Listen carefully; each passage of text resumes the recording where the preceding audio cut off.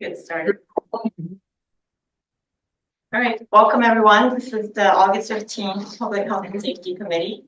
I'll start with introductions. I'm Jane Borak, Chair of Public Health and Safety. We have committee member Mike Savinson here and committee member Cindy Rickards online. We also have manager Maggie Dawes, assistant manager Emily Pisano, Mary Andrea Deutsch, Chief John String. So I will start with, I'll just also start with a message about public comments. We'll have an opportunity for public comment before I vote on action item 2A. And then we'll have an opportunity to comment on the Windsor and Grayling intersection during the discussion item 3. Any other public comments, they can be at the end of the meeting. So we'll probably finish maybe a quarter of 10 or quarter of 11. So we'll start with the approval of the minutes for June 13th. I move to approve the minutes of the Public Health and Safety Committee for June 13th, 2025. Thank you. Second. And all in favor? Okay, 3 yeses, minutes are approved. And then we'll move on to action items. We have a motion to consider, I get a motion to consider the TASA grant application.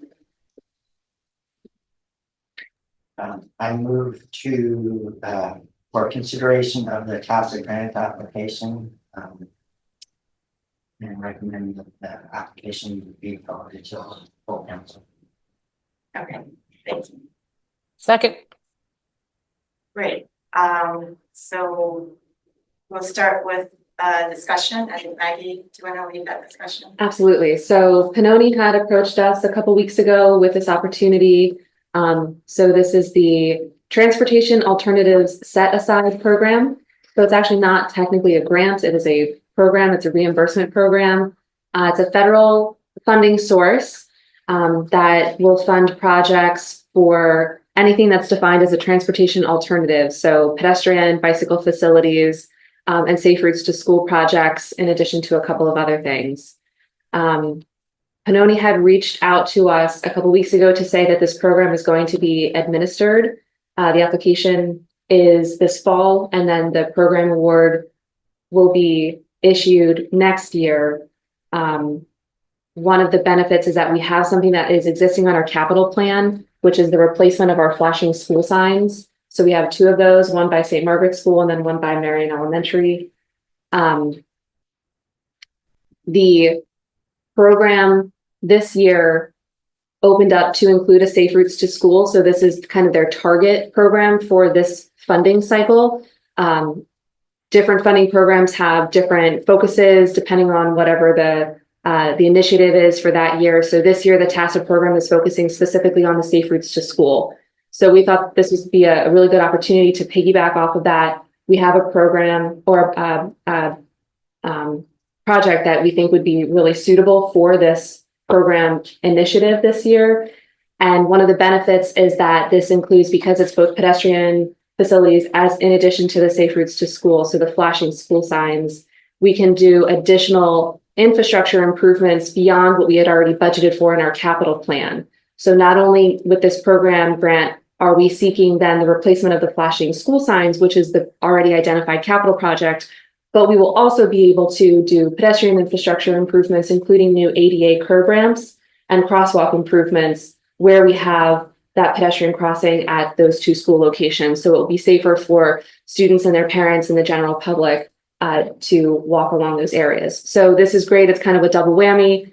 The benefit also of this program is that it is a 100% construction cost funded program, which means that we don't have to pay anything other than our preliminary design engineering fees. So the whole thing is reimbursement. So we will have to pay out of pocket and submit for reimbursement. Minimum grant award is $50,000 up to $1.5 million. I think we're preliminarily budgeting, and maybe Tony, you can kind of speak to this a little bit more, but about 150,000, give or take. So we are within the program guidelines. So we're just seeking approval from council to proceed with this. There is a preliminary application due September 5th. So we'll need to turn around and work on this quickly. And then there's a final application due in October. So we're just going to manage that at the staff level with support from Pannoni to assist in the construction cost estimates and the preliminary conceptual designs. And then the program awards will be announced in the spring of next year. So then if we're awarded this, then we'll proceed with final design, and Pannoni will assist with that as well as with the bid process to get the contractor to then come and do the work. And then just clarifying like the budget impact for this year and next year. So it sounds like there's maybe 5,000 to 7,000 for engineering this year. Right. So we do feel that that could be accomplished just through our existing budgeted line item for engineering services. The main monetary cost will be next year, since we will have to pay for the whole thing out of pocket and then be reimbursed. And actually, I did just update this morning the capital improvements plan, so you'll see that at the meeting next week. So since this came up after we had more or less finalized the CIP, I did add it in there as an option. So if council decides to proceed with it, then that will already be included in the CIP. But that is included as 100% funded. But again, it's going to be based on the construction cost being the refunded portion of it. So we can budget for the whole thing in our capital plan, and then we get, the vast majority of that back through the reimbursement costs.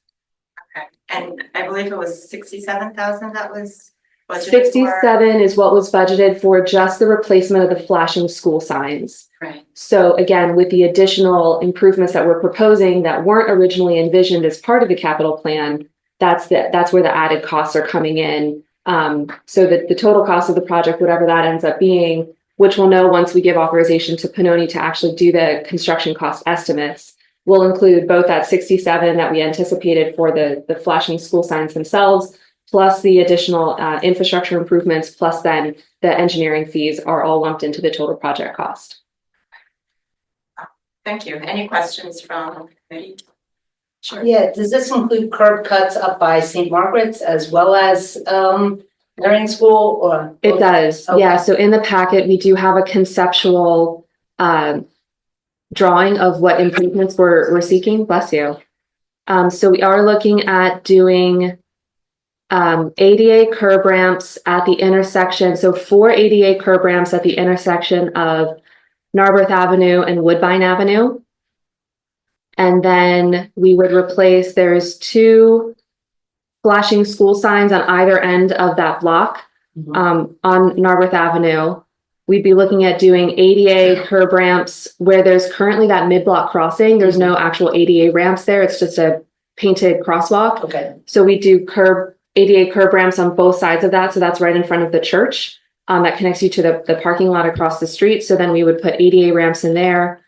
And then we would be also looking at installing 4 ADA curb ramps at the intersection of Narberth Avenue and Windsor Avenue. So we'd be looking at, 10 total curb ramps for around St. Margaret's School. And then for Marion Elementary, we'd be looking at doing 3 ADA curb ramps, because the 1 ADA curb ramp was done not too long ago. So we would do the other 3 at that intersection of Woodside Avenue and Rockland Avenue. And then there's 2 flashing school signs there as well, both on Rockland Avenue.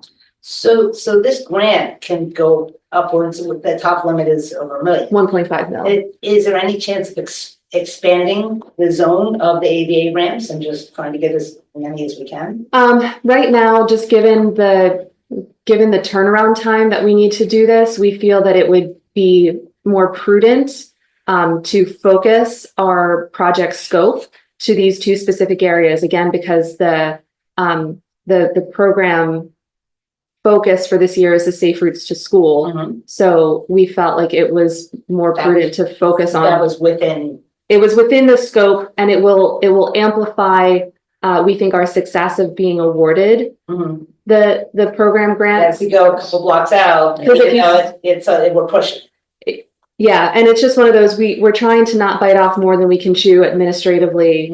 And we do have some other ideas in mind for a more comprehensive ADA curb ramp replacement in the borough. So we wanted just to focus our efforts and our energies on these locations because they speak specifically to the Safe Routes to School Gotcha. program initiative that's being pushed as a priority this year. Right. Yeah. Yeah, I was just thinking, kids walk from farther to school. Yeah, yes, So I was just trying to take as much advantage of the program as possible. sure, understood. So just to clarify, so basically we'd be out of pocket the engineering costs. Correct. Right? Those are not reimbursable. But given that we already had planned on replacing the signs in the capital budget. Right. We're actually gonna end up with an extra $65,000 of unspent money that we had already anticipated spending. Sure, yeah, Yeah, so net of the $7,500 coming off the top is sort of irrelevant because we still end up $60,000 ahead of where we thought we would be. well, we'll say 40, because we have to account for because we were gonna spend the $60,000 just for the school signs. We wouldn't need engineering services, we're Right. just replacing the flashing Right. signs themselves. Okay. So if you assume that if we were to replace all 4 of these signs, we anticipated a estimated cost of $67,000. But now we get to do 4 school signs plus 13 ADA curb ramps for only 20,000. Right. So it's a great bundle Yeah, opportunity yeah. for I'm us. just thinking of what, sort of to the mayor's point, we might end up with some extra cash that we hadn't anticipated if we get this grant, we would want to think about how to reallocate that money that we've already Well, I will also potentially budgeted. point out that we have a number of other capital projects next year, and if you look at the funding sources, and I'll, be presenting on this, we don't really have extra money. I know, no, I'm reallocating But this money if we got the grant to those things that are not. I'm on the same page, I'm Yes. thinking the same, maybe I didn't say it the right way, but that gives us, it frees up some money to reallocate to the other capital projects. that we're Correct. hoping to Yes. tackle next year. Yes, and that's why we think that this is a good opportunity to pursue this program award this year, because it's essentially free money. Also looking at the letter from Benoni, it does look like the design and bidding costs are around estimated at 25,000. Right, and that would be a cost incurred next year. Right, that's next year. Right. Tony, is there anything else you would like to add? I don't think so. I think you touched on everything that I was going to speak on.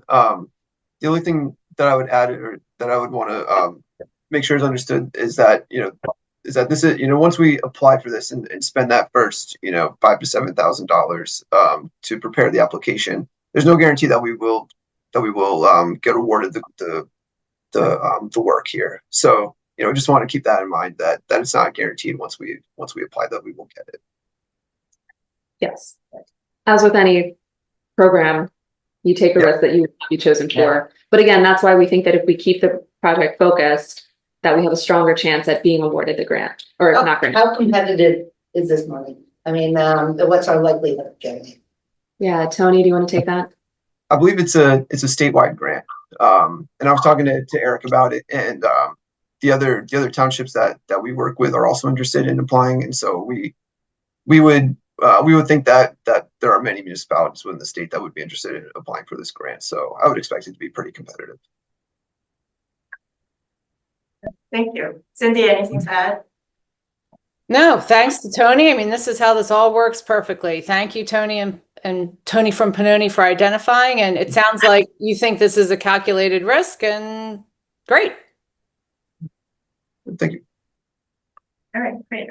Then if there's no other comments from the committee, I'll open it up to the public for any comments on this particular action item. Seeing none, I'll take a vote. This is for to recommend the TASA grant application to move forward and put that forward to full council. All in favor? Okay, 3 yeses, so that motion passes. And we'll move on to discussion items. We have the traffic calming policy next.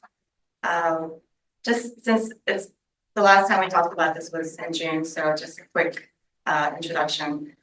Since the committee has been working on a traffic calming policy and safety policy for Narberth. And it's been developed within this committee together with the mayor of Narberth and Chief String. And this will also align with the Lower Merion and Narberth Active Transportation Plan and their recommendations for traffic calming tools that can be used. And it'll also provide some user-friendly access to information for all stakeholders involved to aid in decision-making for these projects.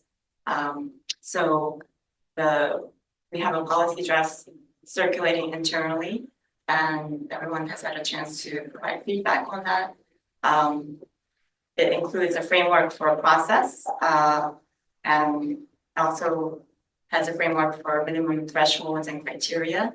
And the original draft also included a prioritization criteria matrix to help rank the projects. And that was intended to help establish which interventions might rank higher.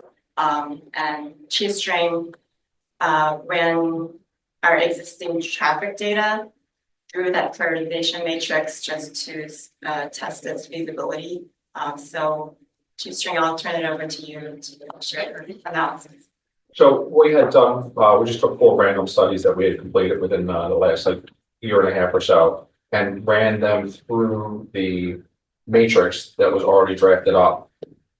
What we found was that it really wasn't, having gone through the process of doing the traffic studies and knowing the locations, it wasn't providing the data that we expected. We would hope that, areas with higher concern would rank higher. And we actually found that the one traffic study that we did, that was just a proactive study, we hadn't received any complaints and had no documented concerns. That one ranked highest on the prioritization scale, just because of some of the, like the average daily traffic volume tends to just skew the number so far up. So Windsor was the one that we had proactively done, and just because the volume is so much higher than, say, Price or, somewhere else, Forest, that tended to skew all the numbers. Based on that and some of the more, I say, subjective ones like high production activity, locations to schools or other, areas of attraction, tends to be a little bit more subjective. And we kind of felt that it wasn't providing that, we were looking for less subjective, more objective information, but it doesn't seem to really be giving us that. So the recommendation that I had put was that if we come to an instance where we have multiple concerns at the same time, that internally the staff, I said, between the manager, public works director, and myself, we can sit down and kind of look at those holistically and say, this is the one with the larger concern, be it safety or number of vehicles at that time, and address it that way. All that said, we're fortunate that, while we get a lot of complaints and we're able to address them and all, we don't really run into the issue where we'll have 2 implementations going on at the same time, just because it's not that frequent. Any feedback from the committee members? I guess the chief's data sort of mirrored my initial thoughts when we were having this discussion. I felt like the matrix was sort of too rigid as opposed to sort of guiding us more holistically for, like, these are the factors that we, whether it's the committee or you or staff, should be considering without giving them artificial weights, right? And it's also in large part, from my perspective, this exercise was in large part because there's sometimes a perception that we react to the people who, squawk the loudest, and we want to be able to say, objectively, like, these are the things that we take into consideration, that you also, if you want to come to us, like people are coming to us today, here are the factors that are relevant to your decision making. And so, if you're going to come address them, here's your guidance, you should be prepared to address why you think each of these factors is relevant or not relevant, right? So it's not just you're walking in providing perception, but it gives you the ability to say to us, oh, well, closeness to a school is a factor that is applicable here. volume that's applicable here, maybe they can get their own data, et cetera. So I think, I don't want to just toss this aside and say it's not relevant, because I think it does serve a purpose without artificially putting the weights on. Does that make sense? Like, these are our guidance and factors for both the public and for us, so that our discussions with the public can be more meaningful. Yeah, so the factors that are there are critical, and we're still gonna collect them, because we need to collect them to run the matrix anyway. I think what we're looking at is, we don't need to prioritize. Right. So, we'll collect all the information based on the complaint and analyze it. And we're just not gonna have an issue of, we'll have 10 projects where, okay, where are we gonna implement something first? Right. Unfortunately, we don't have that huge list. So yeah, to your point, all those things are critical, and we are gonna analyze them all, but it's more of a summary presentation where we can sit down, even in a setting like this, and kind of discuss, okay, here's 2 locations, which one should we address first? Cindy, anything to add? Yeah, well, thank you both for doing this. This is the reason why I ran for council, by the way, because there's such an issue. And in 2005, we just kept ordering traffic studies and then doing nothing and saying, well, the traffic studies aren't working. Well, yes, because we did not do any of the things they recommended. We're a blessed community. Our biggest issues are traffic and parking. But I found that we've just become paralyzed, because traffic should be looked at holistically. I agree with that. But yet, we really don't have the bandwidth to do that. And I appreciate John and both police and public works saying, hey, we have some real boots on the ground experience, as well as with Tony and our engineers of saying, okay, let's look at the data. How do we approach this iteratively if we're not going to be able to do it holistically? So yeah, this is a challenge, but thank you all for taking a stab at it. Thanks, Cindy. Tony, I don't know if you had a chance to review the traffic calming policy, or if it has been shared with you yet. But hasn't been shared with you. No, we were looking at it mainly internally. Okay, so I'll reserve. Any comments from Dwight? No, I appreciate taking a holistic view. That is the biggest complaints in the borough are about traffic, and we've done a pretty comprehensive review of how the vehicles move through the borough and trying to make things as safe as we can, considering all the factors. I think having staff, the chief and our borough manager and public works take a look at it, and understanding how the borough works, with the glitches with the borough, help to analyze everything. So you can't just put a matrix in and expect it to work in all situations, because there's quirks in every situation, and they understand the quirks.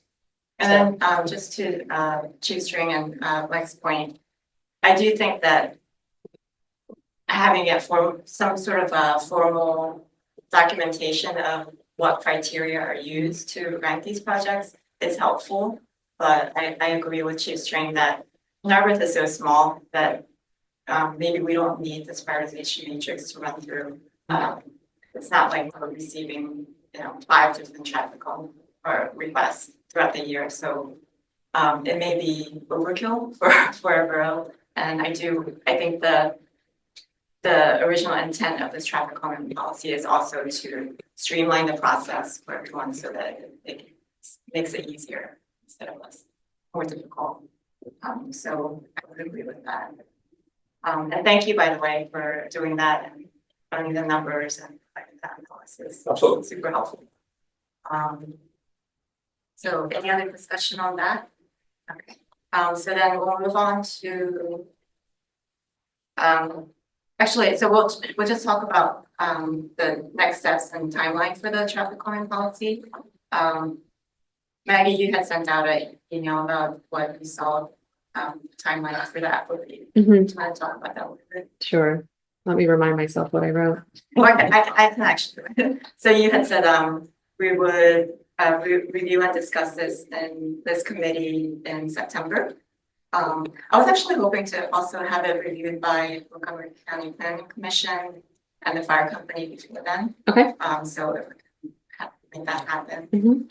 And then a review and discussion in FNA in September, and then recommendation for adoption by FNA and Public Health and Safety. Oh, sorry, recommendation for adoption by FNA in October. And then adoption by council in October. Is that correct? Yes. So those are the next steps. And then I'll just move on to the next discussion item. Oh, Question, is there a time where there'll be public review and comment or yes, so in before it's September, adopted? we're looking at September. Thank you. Then we'll move on to the next discussion item, which is a request for a stop sign at Windsor and Grayling. So just for context, we received a petition from the Presbyterian Nursery School regarding some traffic safety concerns at Windsor and Grayling.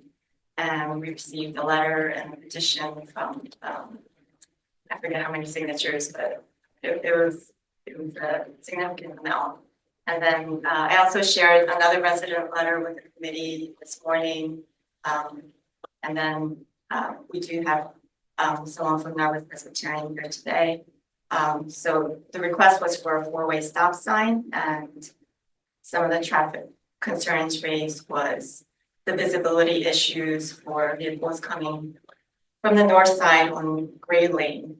And the sightline no parking triangles on Windsor weren't sufficient enough to provide that visibility for oncoming traffic traveling east on Windsor. And then drivers on Gray Lane mistakenly thinking that drivers on Windsor have a stop sign as well. And also the increased pedestrian activity because of the preschools drop off and pickup times. So we also have Jeff Elton is tonight. We also have 2 stormwater bump outs planned for installation on Gray Lane. So I know he had kind of talked about that and how that might impact how we think about this. Maybe Tony can talk about that a little bit or what's planned there. We have 2 stormwater bump outs on Gray Lane. Yeah, we've got that planned. We're expecting to have those installed in the coming months. We're hoping that, at the very least, it may slow people down as they approach, or on Grayling as they approach the intersection. Maybe it'll create some change in behavior. We didn't really, we're not really relying on that approach. We're not relying on the bump outs to create any kind of traffic safety improvement there.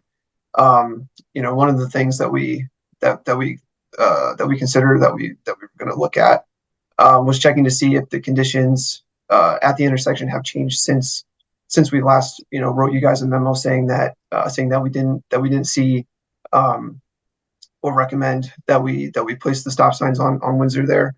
We were going to look at the situation again. Maybe there's extra vegetation that has grown in that's blocking sight distance, or some other factors that have changed since we wrote that memo. I don't believe, I'd have to talk to Mike Schneider, our traffic engineer, to see if he has looked at the intersection since then. But as far as I know, I don't think that we have. But we have that in our books to take a look at that and revisit this intersection.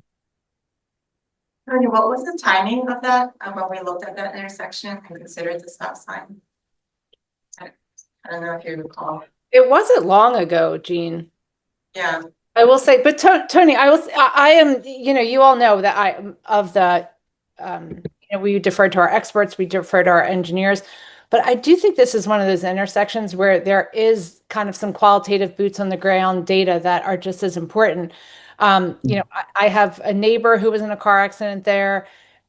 you're not going to believe this, but we got this petition, and I swear to you, 5 hours later, I'm driving, and one of the road pavers trucks, again, same dynamic, assume I had the stop sign, so he went. I slammed on my brakes where the groceries came flying into the front of the seat. I mean, I live around here. I witness that all the time. Folks assume it's a four-way stop, and I don't know how you capture that in an engineering study. I don't know if, I think that the preschool certainly sees this. I've witnessed it. I don't know if Public Works and police can shed, again, some kind of qualitative data or boots on the ground experience as well. Yeah, I'll certainly relay that to Mike, and yeah, we can, we'll definitely further discuss this. See where it takes us. Virginia, I was wondering if you could introduce yourself and just kind of provide any other information that like we haven't covered yet. Yeah, absolutely. Thank you for, adding this to your agenda. Inviting us to be here. So my name is Virginia Davis. I'm the director of the preschool at Narberth Presbyterian Church. Nicole Genetti is with me. She's been a teacher there for 28 years. Never believe it. And, we've talked about this for a while, that why doesn't this intersection have a stop sign when so many other ones in Narberth on Windsor do?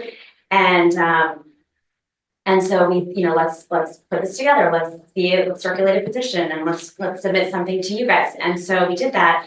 And one of the things that I didn't have in that letter, and I have handouts for you all, which I'll leave, was just 2 points that I think are important. So every morning during the school year, every weekday morning, about 55 to 60 children get dropped off around 9 a.m. Depending on the day, it can vary. And, so that itself slows traffic because there's a lot going on there. But we also have a lot of pedestrians and cyclists. I'm going to say about a third of our families either come by foot or on bike. And so, and I'm outside for those 20 minutes during drop off, and you see that crosswalk, and you see those parents, edging out, because it is hard to see as a pedestrian, and then of course as a driver, which I'll get into in a second.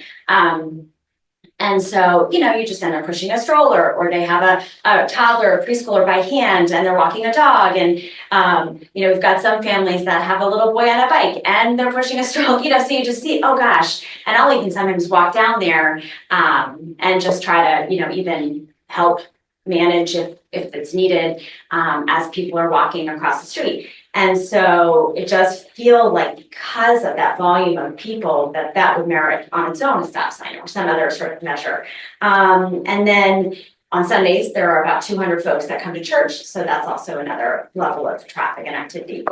And then we have 20 staff too. So they're parking in our parking lot or parking on the street, crossing that crosswalk as well. And then the other point about when you're crossing over, you're on Gray Lane going either to turn left on Windsor or to cross over Windsor. Yes, you're doing a lot of this and you're creeping out there further than feels comfortable to cross. And so that is another thing. That's a sightline thing, but also it does feel that a stop sign, and I realize there are drawbacks with another stop sign, but that seems like the thing that would, at least people, maybe not everyone's going to fully stop because people don't always fully stop, but that they will slow. And we did also in this packet is a letter that, Jean has, and I think you've all seen, but I just made a copy of it. In addition to just including the signatures on the petition and the initial letter we have sent. So I think those two items, the number of people that come to the preschool every day, obviously the safety of those kids is the top priority in the building, outside the building. And then of course, seeing that crossing over in a vehicle, can be treacherous, depending on the situation. So I really hope, I also appreciate that maybe there isn't data that supports it, but anecdotally, it feels like it's really important. And as I sent my kids there too, so I'm very aware of all of the challenges around that block.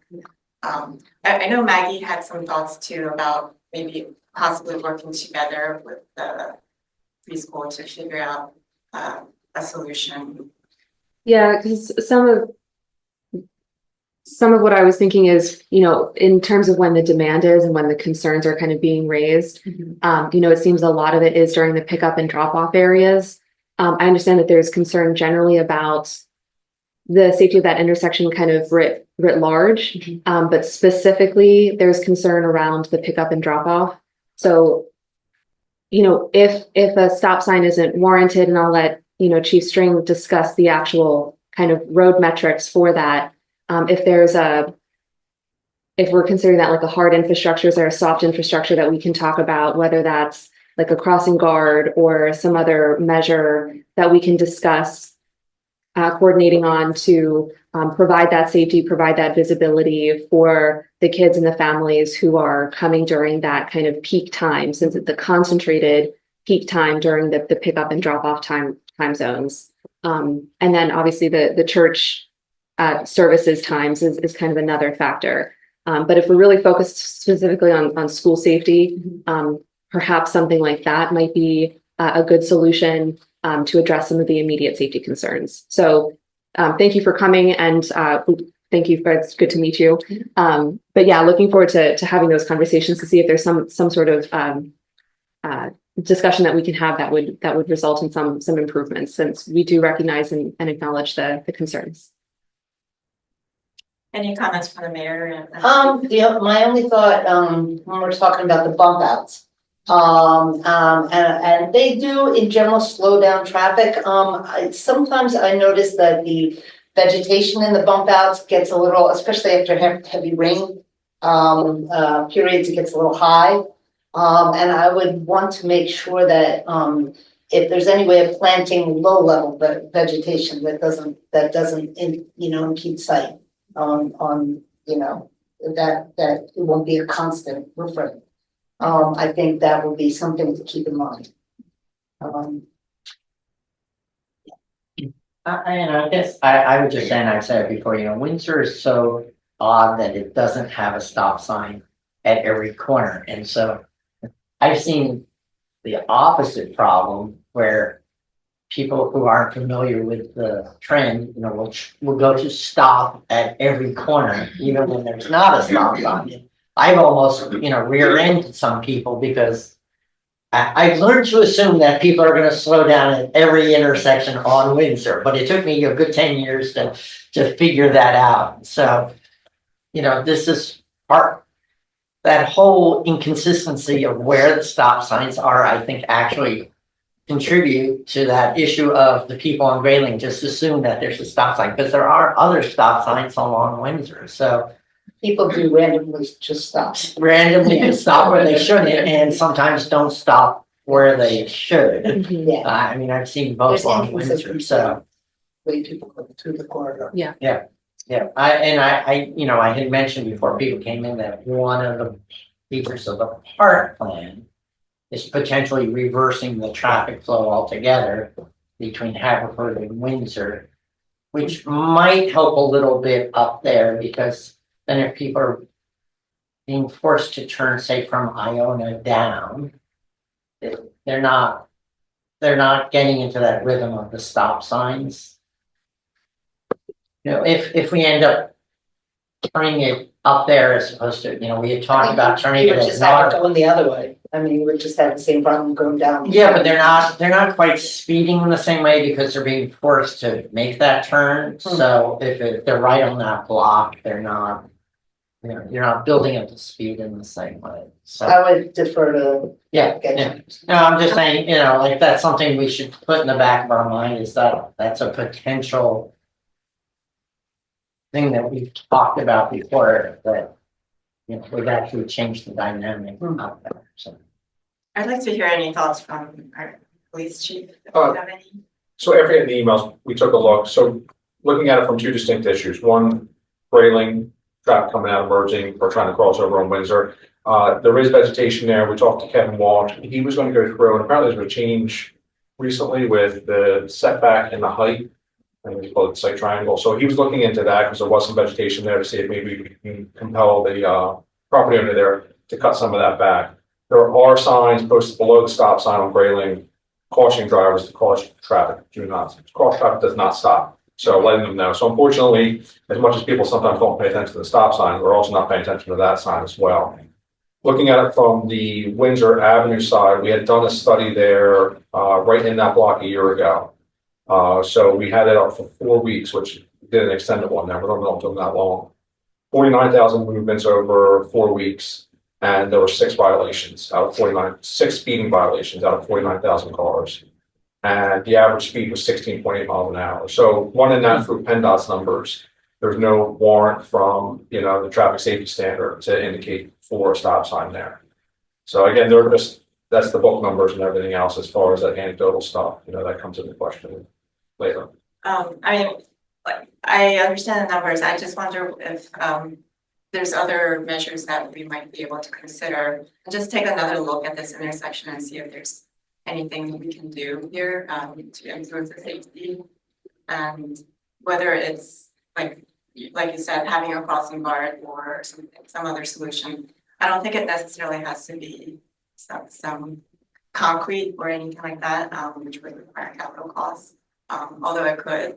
Or maybe when we install the stormwater bump outs, we could do curb extensions out to the corners that would improve visibility there, which might cost a bit less than putting concrete there or something like that. But like all of those things could be considered, and I was wondering if we could take a look. So that would, so if you want to make then a recommendation, we would have to then have Pannoni take another look at it. One of the things that I would just caution is that once the stormwater bump outs go in, it may or may not change how people move through that intersection. So it could go anyway. It could make things better, it could make things worse, or it could kind of be a neutral outcome.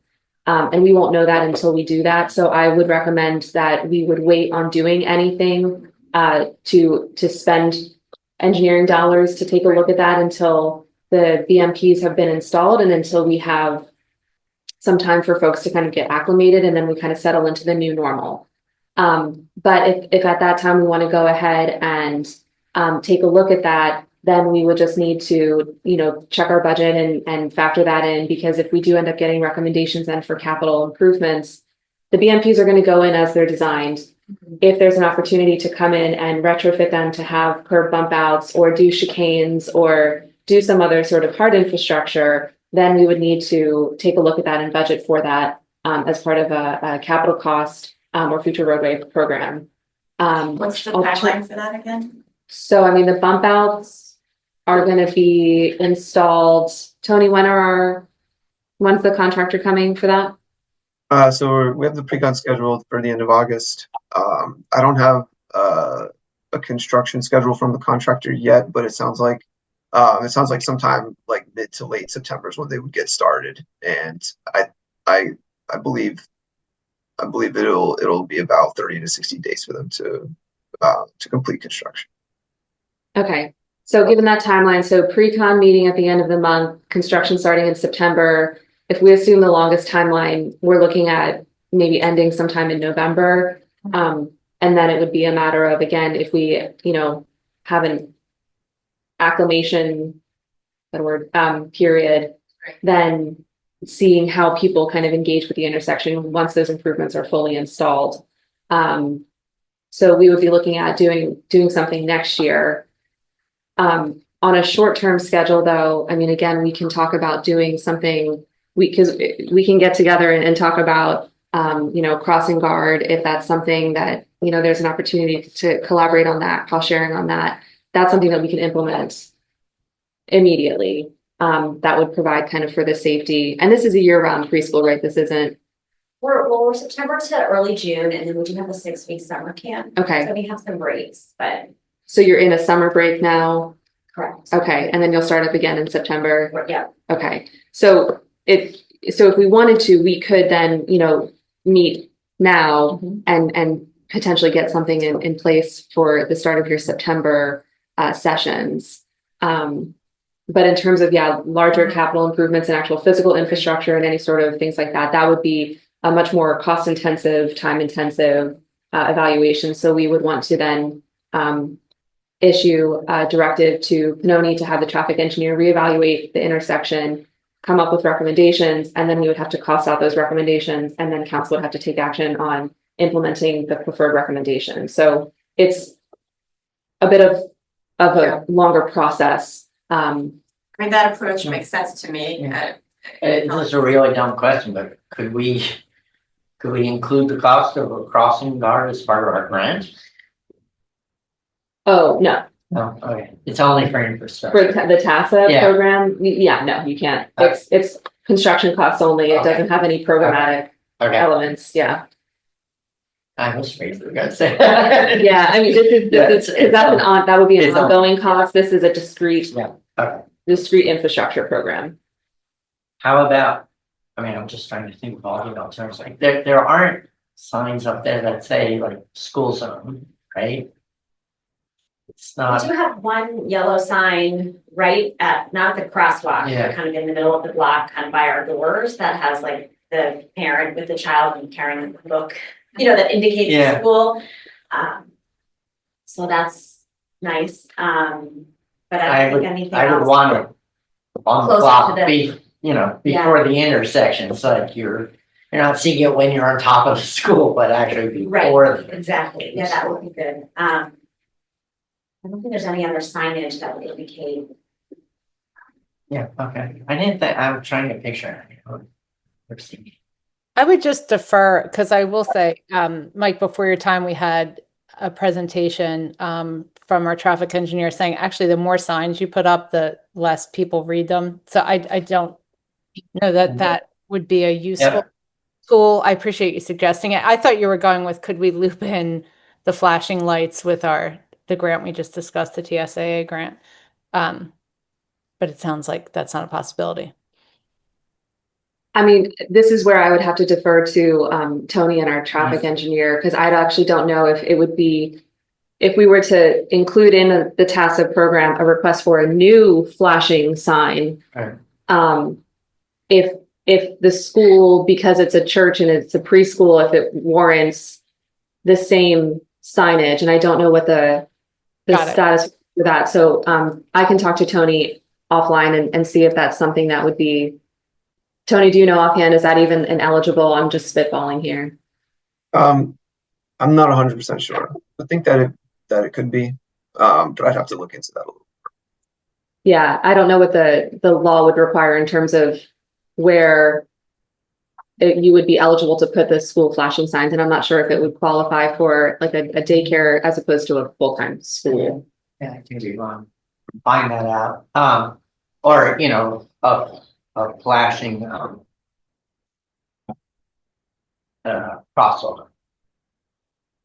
Oh, like just a flashing pedestrian crosswalk? Yeah, That also, I think, is a PennDOT is it? stamp, Okay. yeah. So any, Yeah, There is there is a, whatever you want to call that, the parent with the child sign, it's like a little house looking thing. There is one mid-block between Norworth and Grayling, and it just says that, okay. So there's two signs placed there, so a little bit of alert. okay, Well, I do think we have enough, I think this is a good start to the conversation. It sounds like we're gonna continue this conversation and see where it goes with any, like, if we're going to do any temporary measures, and then we'll see any engineering decisions until after the stormwater bump outs go in. Is that okay with everyone? Okay. Question about the location of those stormwater bump outs. Mhm. Is it going, so it's not going on Grayling, on the side of Grayling of the cul-de-sac, not, Yes, it's going on that side. and is it gonna be on the church side or on the There's one on the church each. side and one on the other yeah, side. both sides. right up close to the edge where Windsor comes? They're not directly across from each other, but they're kind of Oh, right, okay. staggered. They're offset and they're set back so that they don't interfere. So where it says like no parking here to corner, Yes, the one is gonna be at that location, then it's 20 feet deep, and then the other one is kind of catty corner further back. So the one on the west side is closest to the intersection, and the one on the church side is offset further back. So there is a possibility, Tony, for one car to park in front of the bump out before the no parking here to corner. So on the church side, I've got the plan up here. On on the church side of Grayling, the bump out is closest to the intersection. And it kind of starts where the no parking here to corner sign starts. And I'm then- sorry, I had flip flops. Okay. Then continues about 20 feet down, down Grayling. And then the one on the opposite side of the church is maybe about 40 to 50 feet away, or 40 to 50 feet additional feet away from the intersection, before that bump out starts. Okay, so I'm sorry, I had them flip flop. So the one on the church side is going to be at the closest to the intersection. So then that would essentially have drivers kind of then edge, they'll be on the far side to make a turn. Virginia, I can send you the plans for that. Yeah, I mean, Yeah. I'm sort of trying to envision how that's actually, and you're right, you have to let it happen and see how people's behaviors change, but that, because it's the one on the side, not the church side, and I shouldn't be using east or west, but I don't know. It's gonna be far enough back that the cars still be able to park on Grayling, and then the Windsor car, which is also the sightline problem, well, that won't change. I mean, unless we cut right back or something, but anyway, I'd love to see the picture. Okay, yeah, I can send it along too. All right, we're getting close to our end touch, so, Is there a chance for public comment for this? at the end of the. Oh, okay, not related to this. Well, actually, if you want to, you can. So we'll move on, and then we have pedestrian and bike accessibility. I don't think we have any updates from the Lower Merion Network Active Transportation Plan. For that one, we're anticipating hearing something by September, but nothing as of yet. September. Okay. And no update about the mainline greenway. No. I don't think we have any committee reports today, and then there should be the fire report packet. I believe We didn't get that yet. We did Okay. reach out to request it. okay, it will be included. And then a report from the police. Nothing prohibited with us, no. Okay. And any public comments? Sure. Okay, so, two things. One, Actually, Identify yourself, Dana. I don't know who you are. hello, I'm Dan, 3 Shirley Circle, 4-year resident. Okay, so, first topic real fast, May 18th, I'm on Windsor, talking with people about 7-9 Windsor. The resident says, hey, we have baseballs flying through the net all the time, and I'm like, that couldn't possibly be right. Next thing I know, literally a baseball flies through the net in the yard next to it. So I was like, okay, that's interesting. It happens to be on my running route. And since then I've had 2 or 3 other baseballs fly through the net as I'm running there. So I would just like to say, like, can we add that as something into the budget for next year? If not, maybe it could come to NIDA and we could help with that. So I haven't put that in YouGov or MyGov, whatever, just wanted to bring that to everybody's attention though. It's a comically real issue that baseball will come through the net. And if I need to put it in the Gov system, I will. Second one is around something that did put in the Gov system. It's 25-000109 about the intersection of Conway and Sabine. I've now since spent a couple of hours just sort of sitting there. We've got elevation issues, sightline issues, some speeding. Again, like this is all qualitative. I don't know speed gun or anything, but Kimberly has more information on it. So I'll ask them like there. I live on Conway, near Sabine, and there's only one stop sign, and I wanted to know, there's also a hill. And then when you mentioned site issues, there's I don't know, it's a building that's up for sale and has been up for sale for like 5 years. So you can't see around it. Plus, because of the hill, people come down about 45 miles an hour. It's a 25-mile zone. So I wanted to suggest we either have like a speed bump on the top of the hill. There's also a concern about the children because there's a bus stop at 8:30, which will probably start in the next couple of weeks. So people usually come down the hill, and my neighbors and I are at the corner, and when I see neighbors, a lot of people just don't even make a left on Sabine anymore because the traffic's so bad, and none of them's been hit. So I didn't know if it would make sense to have a stop sign or a speed bump or something. Cause also on the other side of Sabine, with Winwood, which I understand Mike told me is actually Laura Marion's concern. I've almost been hit a couple times. I'm at the stop sign, I'm about ready to go, and someone will like almost blow through the stop sign coming from Montgomery. And there's also a side issue because there was an accident there about 2 weeks ago. I'm sorry, which intersection was that? It was Sabine in Windsor. Oh, And they were, it was a. Winwood, right? Winwood. I mean, I meant to say Winwood, I'm sorry. Winwood, and there was a couple there that they were on the sidewalk and the police were there. And they said somebody just came out of nowhere. So a lot of people, when they come off from, I guess, Montgomery or whatever, they're just kind of going through the stop sign, and it's like, that's my normal route to work every day. So I almost get hit every morning, and then I almost get hit coming out of Conway and making a left on Sabine. So I was wondering if there's something like, you know, maybe a stop sign coming down the hill or a speed bump. And there are quite close to Conway and Sabine, there is that bus stop at 8:30 starting the school year.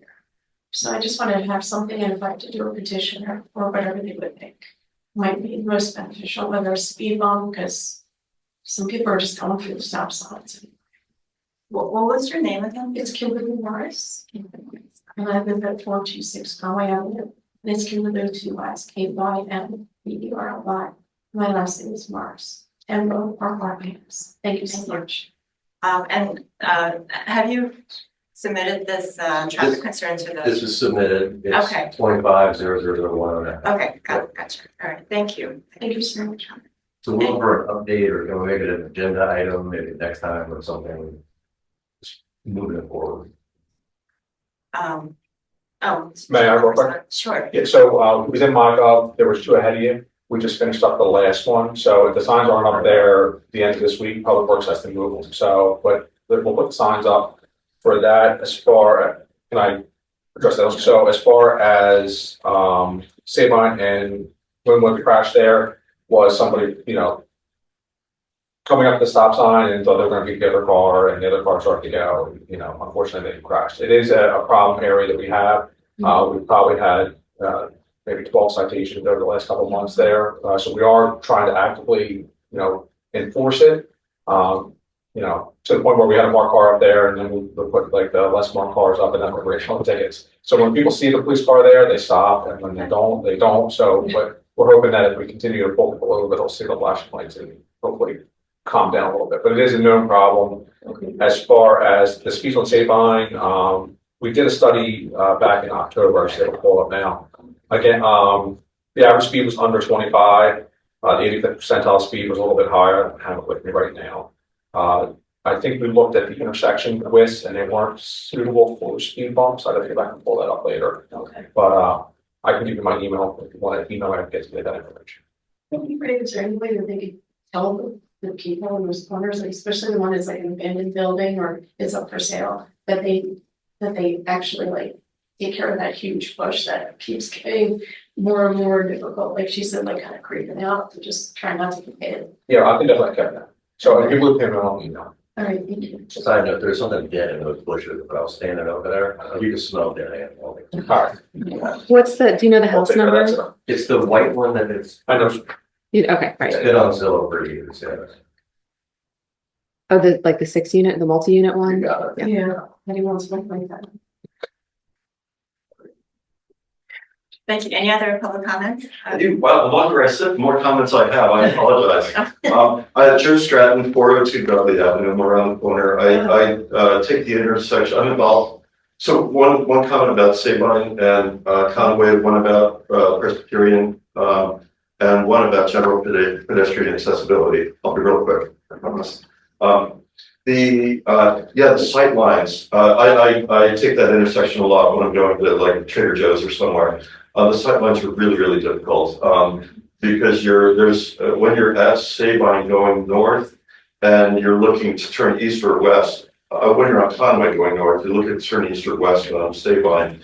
Because of the hill and the cars on the hill, it's difficult to look. That's west. Is that right, Wes? toward Trader Joe's, whatever direction that is. Right. It's hard, thank you. It's hard to see up that hill. You've really got to get far into, somewhat far into the intersection to really see that it's clear to turn either right or left. And because of the hill, there's a kind of a U hill on the direction going toward Dudley. There are also some cycling challenges there. So it's a place I approach with great caution. Just as someone entering the intersection off Conway out of here getting hit. So I hear you loud and clear.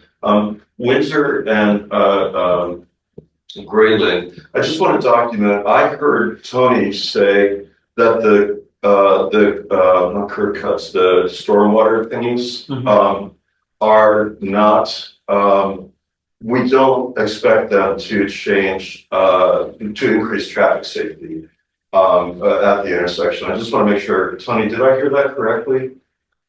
Yeah, that's correct. The design of the bump outs is not intended to have a change in traffic.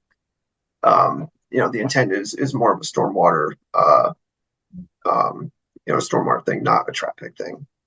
Thank you. I just heard a couple people say, well, let's wait and see how that affects traffic safety. I just want to, it sounds like from an engineering standpoint, there's no expectation that that's going to improve safety. So I just want to hope that, well, at least I'm on the same page as a traffic engineer. The other thing about that intersection, there are stop signs on Grayling, no stop signs on Windsor, but there are pedestrian crosswalks all four ways around. I find that I misperceive crosswalks as consistent with a stop sign. I've made this mistake on the intersection of, I'm not proud, of Woodside and Maple in South Narberth. There's a stop sign on Woodside, not on Maple, but it's a four-way crosswalk. And just unconsciously, I approach that, I see the crosswalk, even though there's a big yellow sign saying, hey, Joe, this is a two-way stop, not a four-way stop. I see that crosswalk and I misperceive it, thinking that there's stopping on Maple. And that's a very less busy, maybe it's a very less busy street than Grayling and Windsor. So last thing about Grayling and Windsor, I'm having cognitive dissonance thinking that we're considering paying for a crossing guard to improve traffic safety because safety is such an issue, and somehow a stop sign seems inappropriate. It's my own cognitive dissonance, it's my brain issue, but I just wanted to call that out. It seems that, if the intersection's not safe enough for a stop sign, but a crossing guard is necessary, it seems intriguing to me. Not right or wrong, just intriguing. Now, the reason I came was pedestrian accessibility. I'm thrilled that pedestrian accessibility is on the agenda, and it's interesting. We're putting in new ADA compliant curb cuts. The point of the curb cuts is to ensure accessibility on rights of way. The sidewalk is a right of way, and one of the challenges that we have throughout the borough is you can get up on the curb cut, but the sidewalk is inaccessible due to brush and other things, and brush and vegetation. And somebody once taught me early on, 90 to 95% of life is maintenance, and only 5 to 10% is like doing new stuff. We've got everything in place to fix the vegetation issue. Code 446-8, no property owner shall permit any trees, shrubs, leaves, branches, hedges, so on and so forth to extend over and intrude on any portion of the public street or the sidewalk of the borough. I'm looking forward to Dudley. I walked here, I had to enter the street 5 times just to get here due to vegetation. And I was just pretending to walk like a little umbrella stroller, like, size of my, waist. If I was a wheelchair, cane, rolling walker, or a kid on a what do you call it, bike, training bike, I would have to enter the street. And it's not just entering the street and going along the curb, it's entering the street, going around the car and going into the middle of the street. So we got to really, and the other thing is garbage cans. We're not allowed to put our garbage cans on the sidewalk, happens all the time. So every Thursday, people have down the street. So my recommendation is for patient accessibility, can we consider adding that as a regular agenda item in terms of sidewalk accessibility? And make progress. We've got the codes. We just need to figure out what are the tactics to enforce it, I think.